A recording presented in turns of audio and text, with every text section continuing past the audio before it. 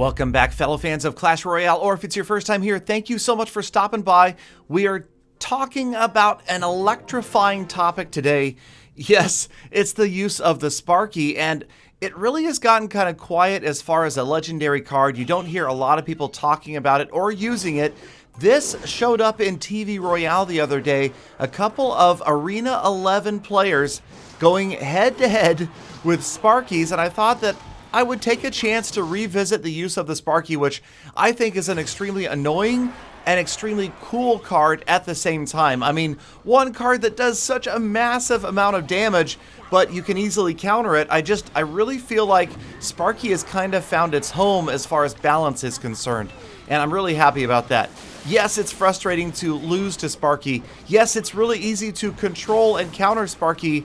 And yes, it's one of those high-risk, high-reward cards that it costs you a lot of elixir, but if you use it correctly, you can absolutely annihilate your opponent. And for all of those reasons, plus the fact that Sparky just isn't really overused or underused right now, I really think that Sparky is the perfect card in Clash Royale. Now, a lot of players will disagree, and I invite you guys down in the comments to put down there what you believe is the perfect card, if there is such a thing, in Clash Royale. Personally, I think that Sparky is just about the closest right now. I love the high-risk, high-reward cards. I just think they're a lot of fun. They add excitement to the game. There's something about watching that lumbering Sparky come at you. It just invokes a sense of fear and anticipation in just about every player, at least me. And for that reason, I really like Sparky, and I feel like a really well-balanced, good card in this game. It should annoy you a little bit. Now, it shouldn't annoy you a lot, say maybe like a Royal Giant does these days, the way it's deployed right on the river and goes right to work on your tower. But something that can be annoying, not overpowered, I feel, honestly, makes the perfect card. And really, if I was going to choose a perfect card in the game, I feel like it would have been too cliche if I had said something like the Hog Rider or the Giant or, of course, the Royal Giant or anything like that. So the Sparky, just such a neat card. Definitely my favorite card as far as the function right now. I don't use it that much, but hey, we fear what we don't understand, and I'm not a great Sparky user, so personally, I do avoid it. But check out this move from Tony right here, dropping the Giant in the center, and that lets the Sparky survive. It almost gets to the tower. Good try there. A great strategy that just didn't quite work out. But once again, like I've talked about in past episodes, sometimes you can win with a Sparky deck without ever needing Sparky to do the work on the towers. There goes the tower on the left-hand side. Sparky defending on the right-hand side works beautifully. A little bit of bad manners from Tony, and Clasher Dark responding with the crying eyes. So that one made it on TV Royale, obviously very close. Good use of a defensive Sparky down the right-hand side at the very end. But I wanted to get a chance now to go back and look at my own clan, Full Attack, and Metab, who is our infamous Sparky user who has done really well. I wouldn't be surprised if his trophy high is higher than mine right now, but he just recently hit level 13, and he's absolutely killing it with Sparky. Okay, so Metab still is level 12, but this is just a little word of encouragement to try to get him up there. Want to see him hit 13 along with a lot of other members of Full Attack as the Full Attack clan starts to make its transition into Full Attack esports. Check it out, you guys. Keep an eye out on my Twitter and on Team Full Attack's Twitter. That's right, at Team Full Attack. That is the esports Twitter for the Full Attack clan. And who knows, we've got big stuff coming up in the future, so keep an eye out for Full Attack.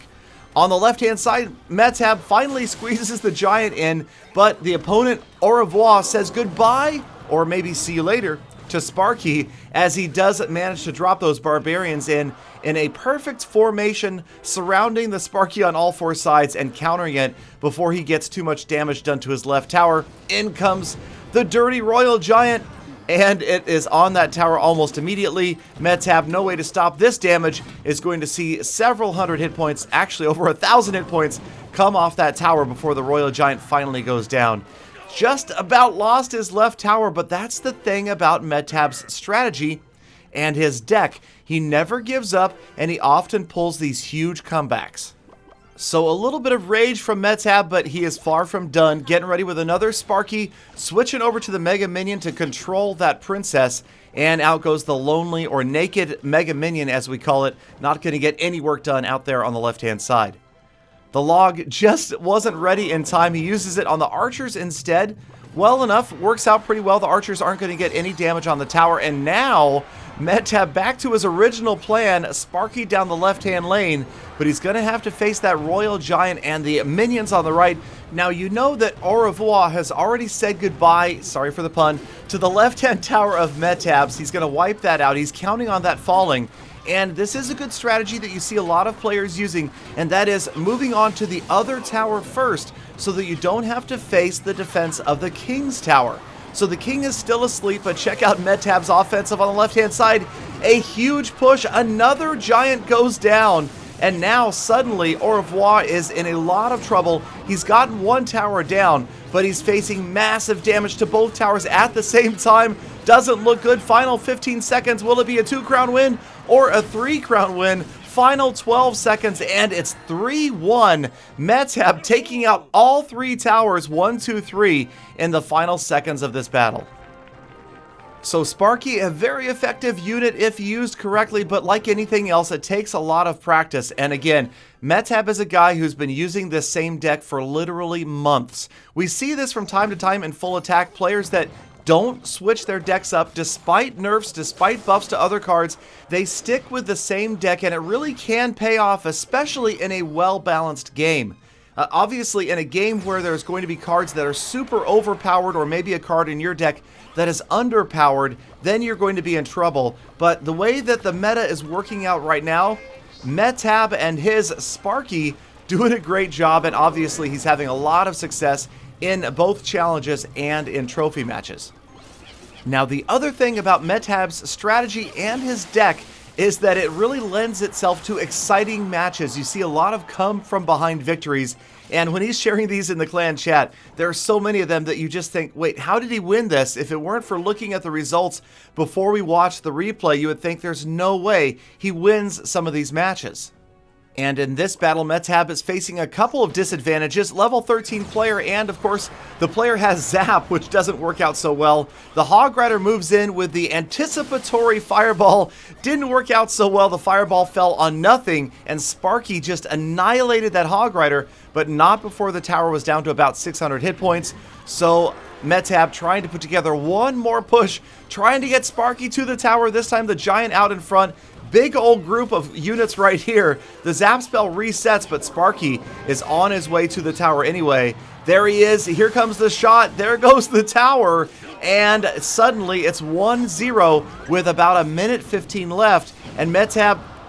Oops. Okay. So Metab, with what looked like a big push on the King's tower, didn't work out so well. So we head into double elixir, and it looks like Metab's going to drop the Sparky on the right-hand side, pushing for the other tower and pretty much sacrificing the left tower. It was already way down. In comes the Hog. Out goes the tower. But in the meantime, Metab's Sparky moving down that right lane. He's had time to refill his elixir, and here comes the huge push. Sparky, archers, skeleton army, and giant. Everybody headed after the tower. The Mega Minion stops the Sparky, but it doesn't stop anybody else. And that tower absolutely annihilated by skeletons. Yes, suddenly with 30 seconds left, Metab very close to a 3-crown victory right here. His right tower very healthy. It is going to be very difficult for Balls to put anything together to get that tower down. Hog's going to get in there, but not a lot of damage. 16 seconds remain, and Metab ruthlessly and relentlessly pushing after the King's tower, going for that 3-crown. In comes the Barbarian King. That is a giant, not a Barbarian King. I have no idea what I was thinking. This battle is over, and Metab wins 2 crowns to 1. So, I rest my case. The most perfect card in all of Clash Royale right now is Sparky. Now, of course, you guys are free to disagree, but remember, opinions are like butts. Everybody has one and they all stink. But anyway, share it down below and I will be sure to read your comments. Thank you guys as always for being #GalaFam members, for sticking around all the way to the end of this episode. Make sure you hit that subscribe button, turn those notifications on, and have a great day. Come back again tomorrow for more full attacks.